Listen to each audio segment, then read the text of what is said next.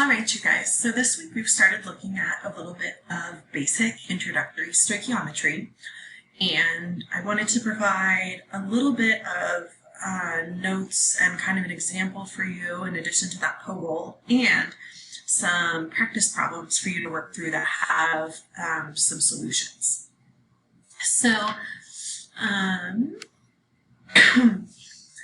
this is our double mole map, which was introduced at the end of the POGL, and this allows us to switch from one type of compound, compound A, into talking about another type of compound, compound B, using molar equivalencies.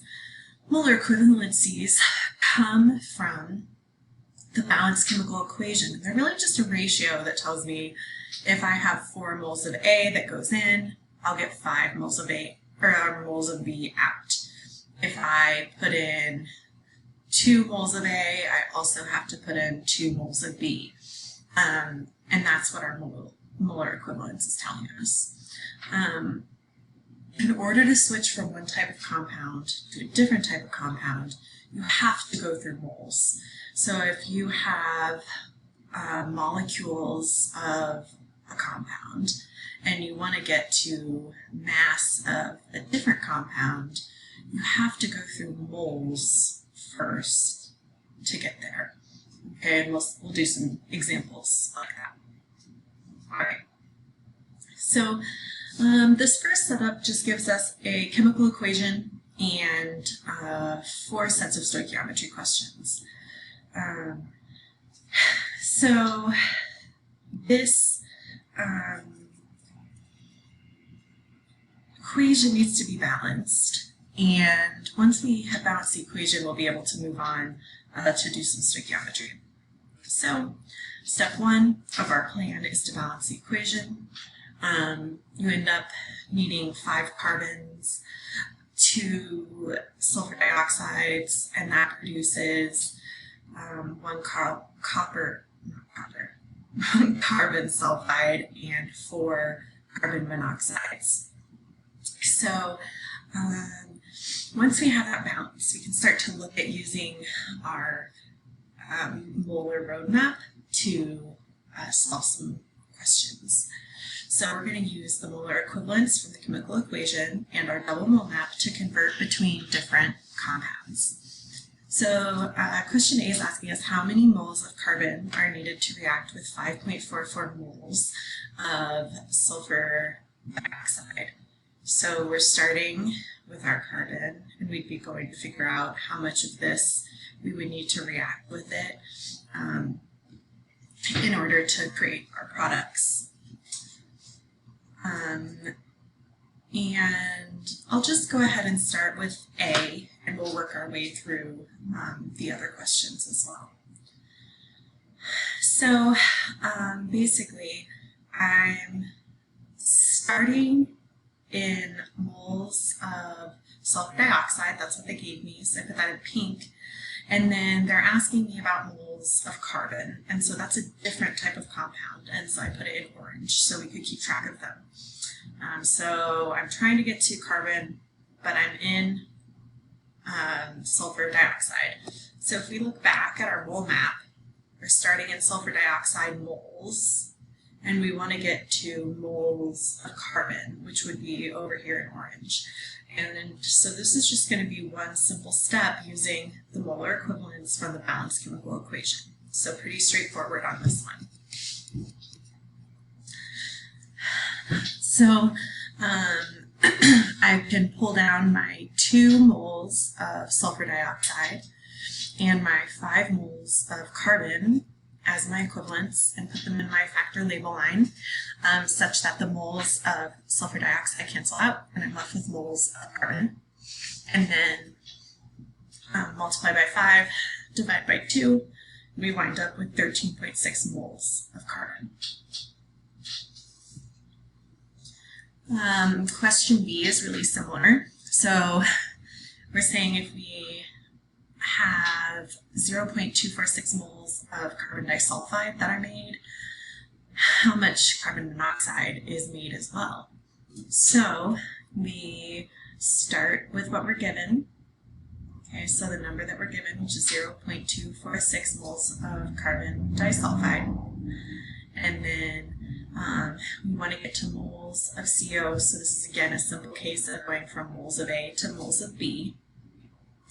So I can find my molar amount from my balanced chemical equation. 1 mole of copper, I don't know why I keep doing that, carbon disulfide is equal to 4 moles of carbon monoxide. And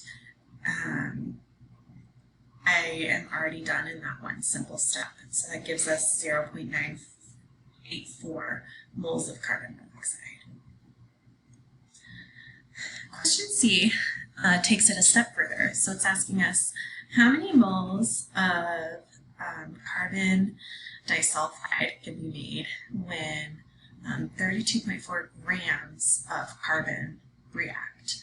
So if we go back to our mole map, we're starting in grams of carbon and we're trying to get to moles of something else.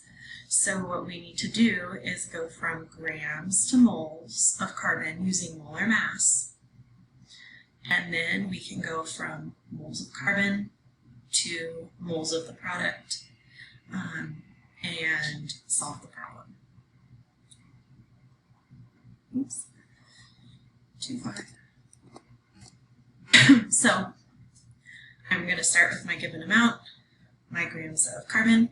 Use the molar mass of carbon, 12.01 grams of carbon to get to moles of carbon. Now I can use my mole equivalents, 5 moles of carbon from my balanced chemical equation, and 1 mole of carbon disulfide. And now I'm in moles of carbon disulfide, which is what I was asked for.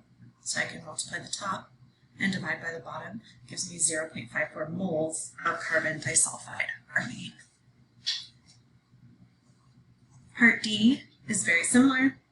How many moles of SO2 do we need to put into the reaction if we want to get 8,968 grams of carbon disulfide out? So start with what we're given in grams. Go grams, use molar mass to get moles. Now we can use our mole-to-mole ratio or our molar equivalency to go from moles of carbon disulfide. And there's a typo, so that's great. So that should say 1 mole of carbon disulfide, not 5. Sorry about that, y'all. And then we would have 2 moles of sulfur dioxide. So let me do that math real quick since I set that up wrong.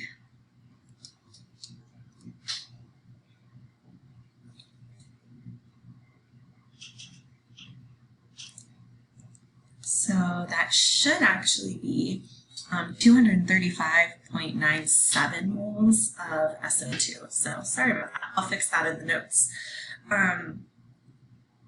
But we're just using that same process with the mole ratios. I just wrote the wrong mole ratio down, even though I literally highlighted it in pink up here. So that's cool.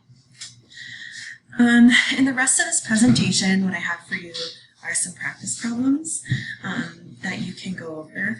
I also provided the solutions, and so you should look through these practice problems. You balance the chemical equation first, and then you can work through them, but the solutions are provided for you, which is nice. Okay, so I'll post these notes in their full glory, and please let me know if you have questions about any of the practice problems, and I would be happy to make a video explaining them. Thanks, you guys.